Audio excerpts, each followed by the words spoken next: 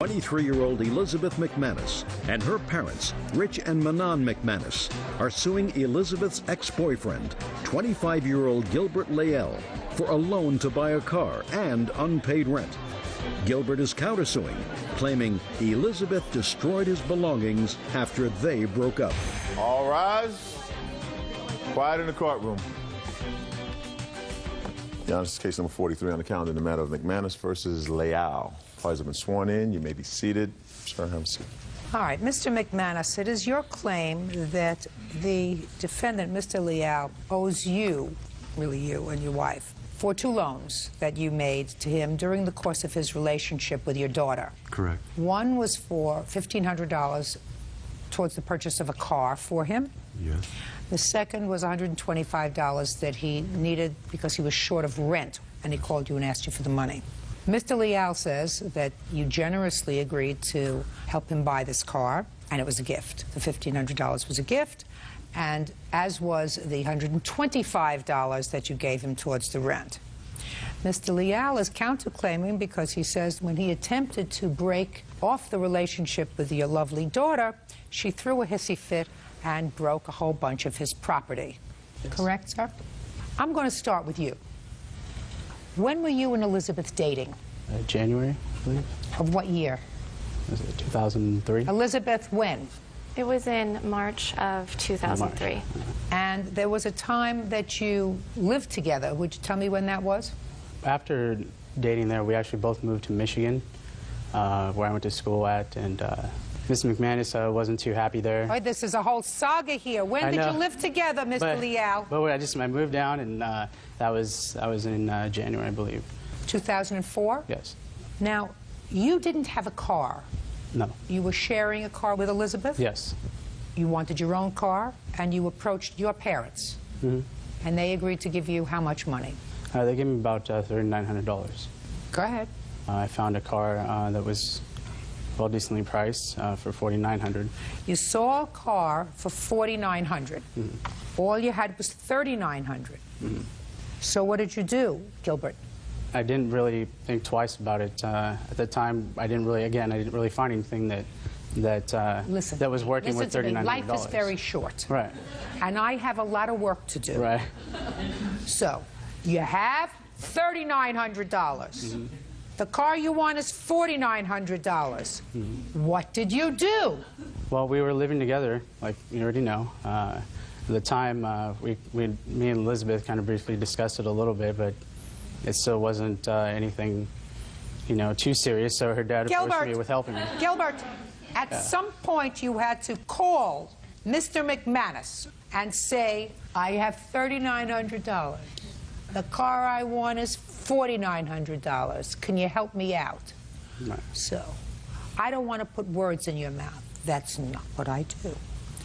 How did the McManuses find out that the car you sought exceeded your bank account? Through Elizabeth.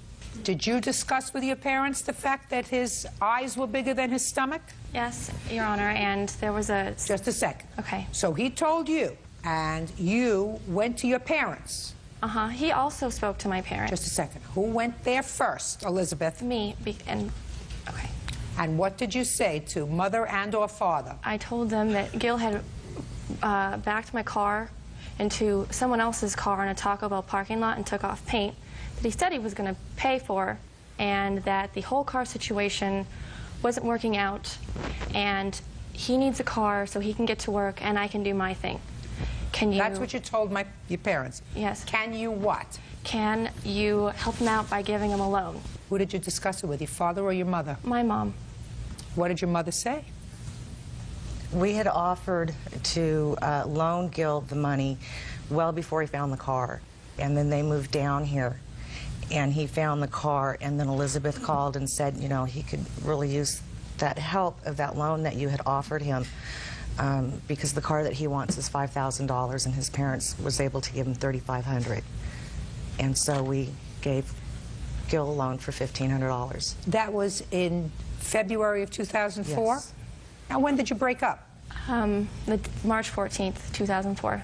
So, a couple of weeks later, right? But there was a second loan. What was the second loan about? Well, before they moved down, I had told him that if he needed help making the rent, food, whatever, to cover his share, if he were to advise me if he was in any problem, that I would be willing to help. He called me directly on the phone, said he was short of the rent. I knew that she didn't want to hear about that problem because she was struggling to make up her end So you of gave it. him $125. On the condition he'd pay me back when his first time he got paid, which would have been within 10 days, as I remember it. I've never heard from him since. Now, a couple of weeks later, you decided you wanted out of this relationship. Tell me why. We had been arguing pretty much when we moved in. It was just tough on us. I wasn't working full time, and she then started talking with her ex-boyfriend and different things like that, and disregarded our relationship altogether. I had said it wasn't going to work out, so Now let's I get to your decided to move. counterclaim, Gilbert. Well, counterclaim was that day that I moved out that night. She decided to help me move by breaking my stuff and throwing it at me. On top of that, I had two items that were very close to me and very personal to me that she threw and lost. Allow me to intervene if I may. I was, Okay. if I could be so bold, Judge. You can't. Judge Judy continues in a moment. You double lock the door from the inside. Nasty. Take your hands off your hips. Sorry. Yes, I agree. That was nasty. And he said, "I'm leaving." And I snapped. And later today, You have a drug problem? No, ma'am. So then why weren't you working? We were working. It Well, was two just people working, it would seem to me you could have some sort of place for your children. real cases, real people. Judge Judy. Elizabeth McManus and her parents, Rich and Manon McManus, claim Elizabeth's ex-boyfriend, Gilbert Layell, owes for a loan to buy a car and unpaid rent. Go ahead. We did have a big fight. And what he's referring to is that he left the apartment for 2 hours. Didn't tell me where he was going, nothing. And I ended up locking the doors on him, and I went to bed. And so whenever he came back, he's pounding on the door, and I wasn't going to let him in because... I mean, you double lock the door from the inside. Mm-hmm. Nasty. I was trying to do that. Yeah, that take your hands off your hips. Sorry. Yes, I agree. That was nasty. I was trying to show him that don't just leave me for hours and don't tell me where you go. So what I'm trying to get at is that he came in the house, and it ended up that he said, "I'm sick of this. I'm leaving." And I snapped. Your Honor, I was very upset because we have this agreement to be living together, and he's trying to bail on me. So I said, "I will help you move out." And I took his things, and I went like that. And the rock he was referring to and an angel that were important to him, the last I ever saw those items were on the bed. What did you break, Elizabeth? I don't believe I broke anything. He Well, fails. you were throwing his stuff. I shoved it off the table. I didn't, throw it as like launching it at him. You didn't pick up my glasses and throw them at me, crush them and throw them at me? I tossed things across You the threw a lot of room. stuff at me. Elizabeth, now your brother is dying to say something. Was he Okay. there that evening? He was not there that fight. Mr. McManus, you want to say anything? Yeah, briefly, when Well, then Gil, stand up. Stand up by me, honey. when Gil was moving out the final time, he was fully packed, and at no point did I witness any destructive act. Well, your sister already has told me that she threw his stuff around, right? So you're not going Well, to I say she certainly can't didn't dispute that. because she didn't. Good. Have But a I seat. don't believe that it was a result in any destructiveness, meaning his items at no point, to my observations, were broken as a result of any arguable tantrums. Good. May I Okay. say something, Your Honor? Yes. When Elizabeth and Gil came home, and Elizabeth found out about the $125, what came out was, Mom, he wasn't short $125. He's still short $200 for the rent. I have a hole in my wall. I have a hole in my door because he's gotten upset and he's creating damage. And I said to Elizabeth at that time, he can't stay. I don't mind supporting you. You're my daughter. I'm not going to support your boyfriend. Got it.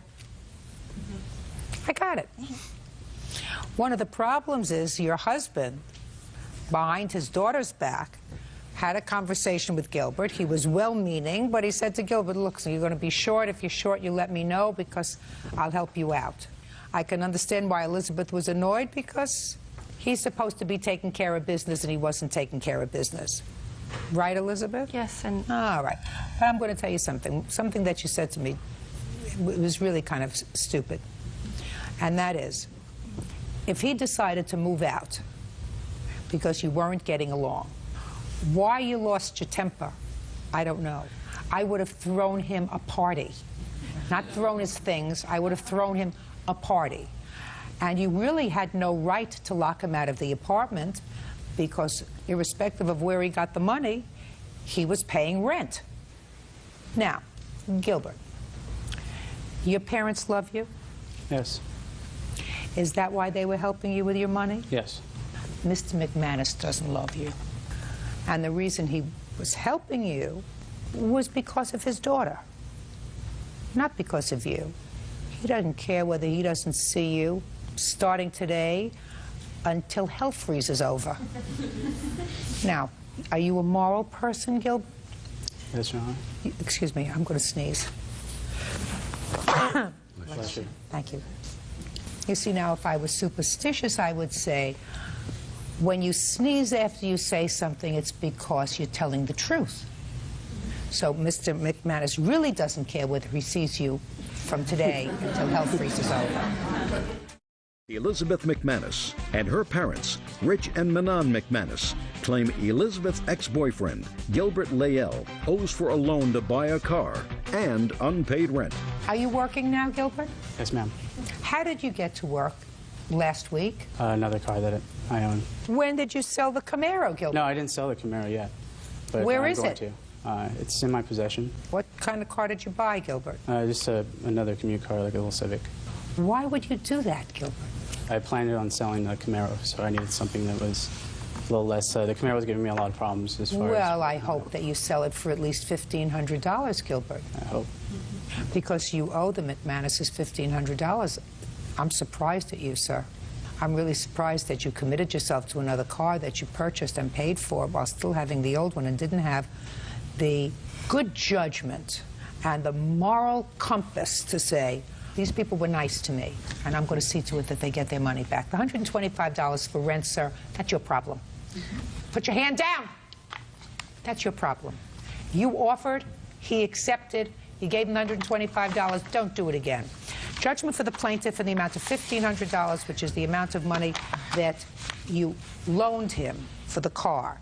Now, as far as your personal property is concerned, Gilbert, you have photographs of the personal property that she destroyed? No, I don't. You have bills and receipts for the personal property she destroyed? No, ma'am. Well, I can't help you, sir. Thank you. That's all.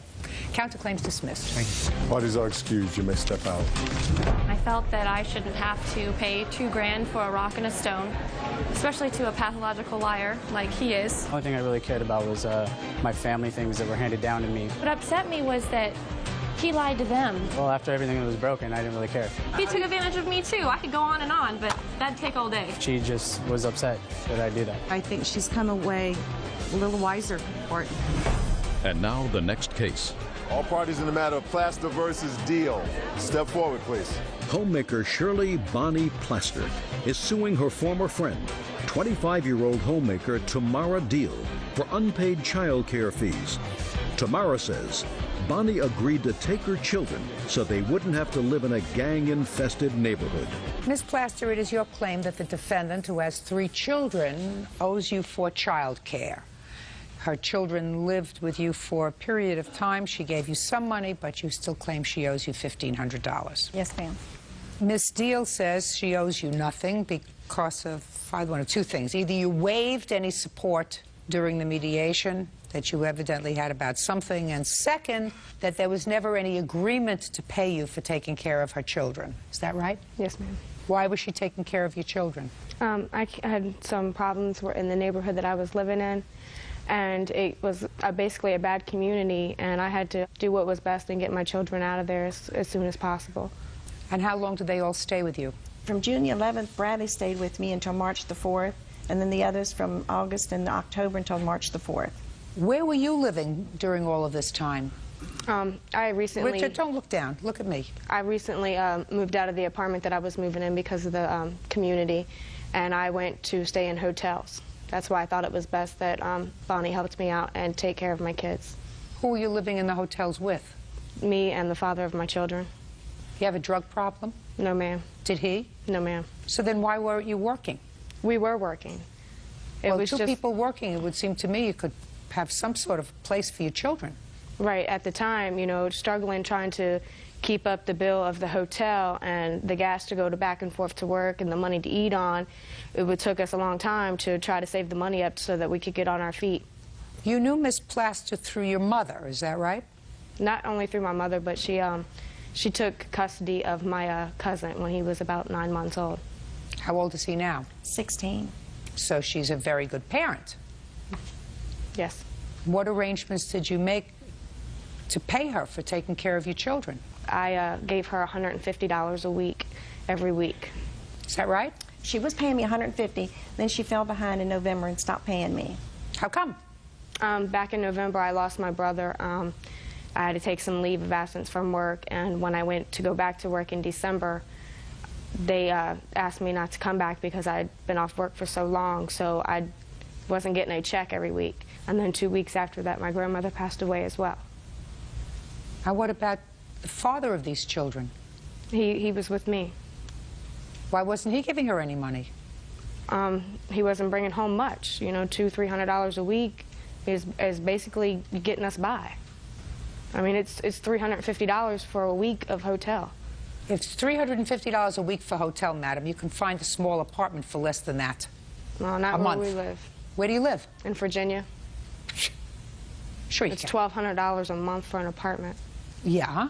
And when you're bringing home $300 a week, that's not making it much. It's Well, not you gonna just make a told me it rent was payment. $350 a week for a hotel room. Yeah, and we were struggling. And that's why I told Mrs. Plaster that when I got my taxes that I would give her some money because I didn't pay her in November when I lost my job. So how much money did you give her? $1,000. And how much money do you owe her? Nothing.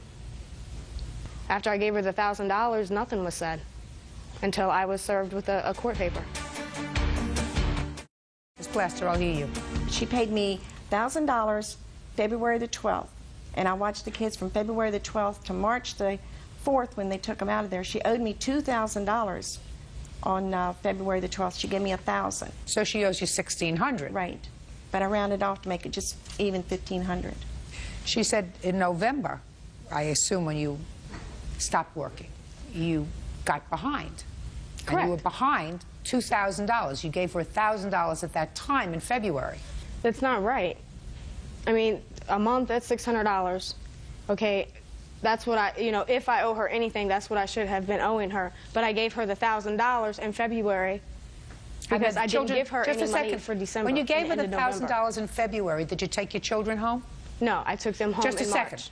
So they stayed with her for another month, another 4 weeks. Yeah.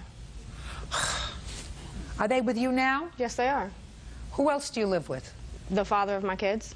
You have 3 children with this man. Is there any reason why you're not married to him? The time isn't right. I mean... Judgment for the plaintiff in the amount of $1,500. That's all. Thank you. Parties are excused. Let's step out. 21-year-old librarian Hiroshi Noma is suing former tenant, 21-year-old Deborah Drake, for rent and damages to their home. Deborah says Hiroshi snooped through her room.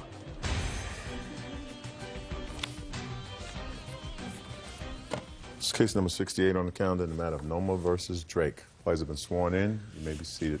Mr. Noma, you rented a room in your home to the defendant. According to you, she moved out, and she owes you for the last month's rent. In addition, you claim that she left the place a mess, she caused some damage to the room, and you want to be compensated for that. Ms. Drake says she owes you absolutely nothing. She didn't have to give you any sort of notice for the last month because your conduct gave her the willies. And you're a bit of a control freak, and it was really your conduct that forced her to move. In addition, she says she left the room in substantially the same condition that she found it. It was a mess when she found it. That's the way she left it. Right? Correct. How did you find this room, Miss Drake? Well, when I first moved in, the paint on the walls, part of it was I don't mean how did you find the... How did you locate this room to rent? Oh, through a mutual friend. When? Late October, the beginning of November. Did you sign a lease? No, I did not. You had a month-to-month tenancy. Yes, basically. When did you move in? I moved in the beginning of November. Give me the day. If I have to throw a date out there, probably about the 8th, between the 8th or the 10th. Did you pay November's rent? Yes, I did. What was the rent? $550. Did you pay December's rent? December, I believe I was a bit late on that one. Yes, I did. Why were you late? I had just lost my job, and it took me a couple days to get the money, but I came up with it. What about January? January, yes, I paid that. Is that correct, Mr. Noma? Yes, she did, Your Honor, but she still owes me for a bounce check, which is another case. Don't tell me about another case. You know, I'm not as young as I used to be. I can only think about one thing at a time. Your Honor.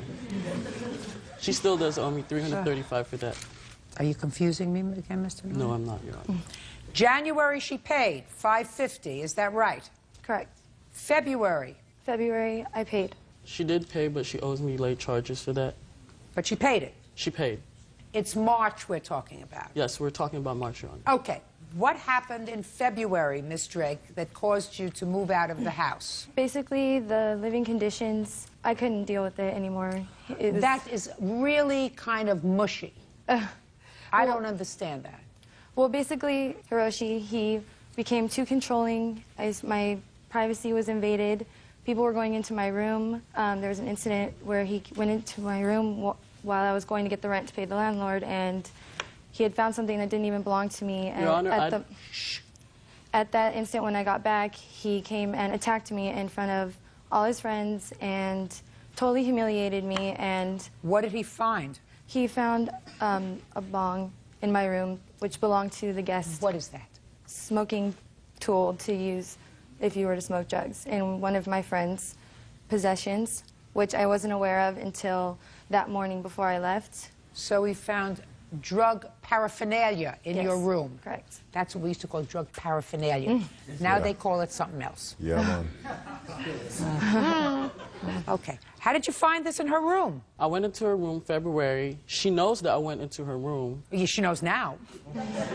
She knows. Why did you go into her room? Because, Your Honor, I was looking for something. I was looking for something that she told me to look for. What? I believe it was a receipt, a contract that we had because she wasn't paying on time. So I had to go into her room and look for that contract, and I told her about it. Just a minute, I want you to, Mr. Noma. Yes, sir. Yes, ma'am. I'm sorry. You can't double talk me, Mr. Noma. First you said she told you to go inside the room to look for a contract. Mm-hmm. Did she tell you where to go and look in her room? It was on the table. That's not my question. Yes, she did. On the table. She said, go into my room. The contract is on the table. Yes, ma'am. Is that what you said, Miss Drake? No, it's not. No, Mr. She's Noma, lying, listen to me, because then you said I went into her room. She knew I was going to look for it. That's a lie. There's a difference. You have to be very careful, Mr. Noma. You may have a just cause today. If you fudge the truth, you're not going to be successful. Do you understand? Yes, ma'am. So you were snooping around in her room. Yes, ma'am. Perfect. And you found this drug paraphernalia. Yes, ma'am. Much better. You see how easy that was? Then you don't get tortured. I apologize. Right? I don't like to torture people. It doesn't make me feel terrific. Okay, so you were snooping around in her room and you confronted her with the drug paraphernalia? Yes, ma'am. Who was there when you confronted her with the drug paraphernalia? One of her friends was in the room when I confronted her in her room. I knocked on her door, went in her room, and talked to her about it. She kept denying it. All my friends were outside in the living room. They were not in the room. That room is about 15 by 15. All 7 people cannot fit in a small room. Fine. Okay, now, Mr. Noma, let's get back to what you are suing for, which is March's rent. Yes, ma'am. Was Miss Drake living in her room in March? No, ma'am. She gave me a 30-day notice at the end of February, an oral agreement that we had. Did you give him the 30-day notice? I gave him a notice, yes, probably, I believe it was February 26th or 27th, right before I moved, because I couldn't live there anymore. I told him I can't deal with it. This is my notice. Okay. And basically what you're telling me is you left because he was invading your space. Correct. It was unbearable. And you felt that he had unlivable. violated the terms of your tenancy by going into your room without your permission. Correct. I agree. Okay? Yeah. I agree with you. You moved out on what date? The 27th of February. Did you take all of your stuff with you? No, I did not. What did you leave there? I still have yet to move my furniture. Then you owe him for March rent.